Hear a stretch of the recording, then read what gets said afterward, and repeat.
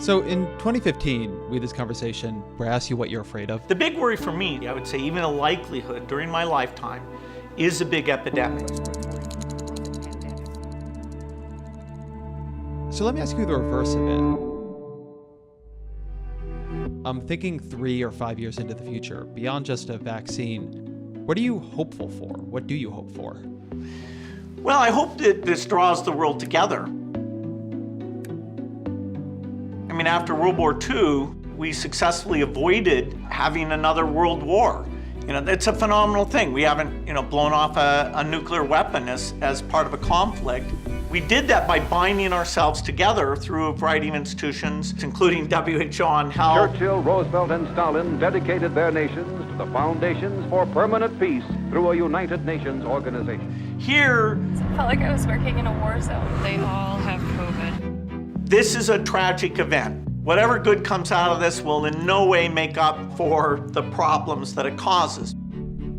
The disease got into exponential growth in a lot of Europe and the United States, and so the toll there is greater than I would have expected. We're learning about how to do testing well. A lot of countries got that right and did it very early on. I think part of it is that the minor epidemics we had really didn't hit the US. So if you look at the Asian countries that did well, places like Taiwan or South Korea, because they were hit with MERS or SARS, they had the playbook. They opened the playbook and they went through those steps. Many of them wrote down, step 1, identify all PCR machines. Step 2, get supplies for PCR machines. We haven't done that in a reasonable way today. We don't really know what's going to happen in developing countries where most of the world population lives. But unless there's some magical factor, the likelihood that the vast majority of the deaths will be there, it's harder for them to socially isolate.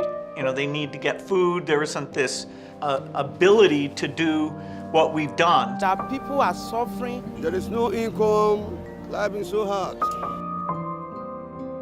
It should say to us, okay, this science is important. Let's use it to avoid pandemics and for other things. The US Congress that allocates resources has been the most generous on HIV funding for the entire world.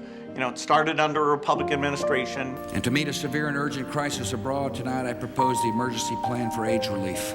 The US government has helped the health of the entire world, been a huge part of the reduction in death. And so I do think what you're seeing in this short term in terms of how the US is engaging. Halt funding of the World Health Organization while a review is conducted. It's not where we'll end up. I don't see a change in the US Congress in saying, hey, in this case, not only is it humanitarian, it's about strategic relationships, and it's about making sure the disease isn't coming back into the US as we participate in global commerce that we benefit immensely from.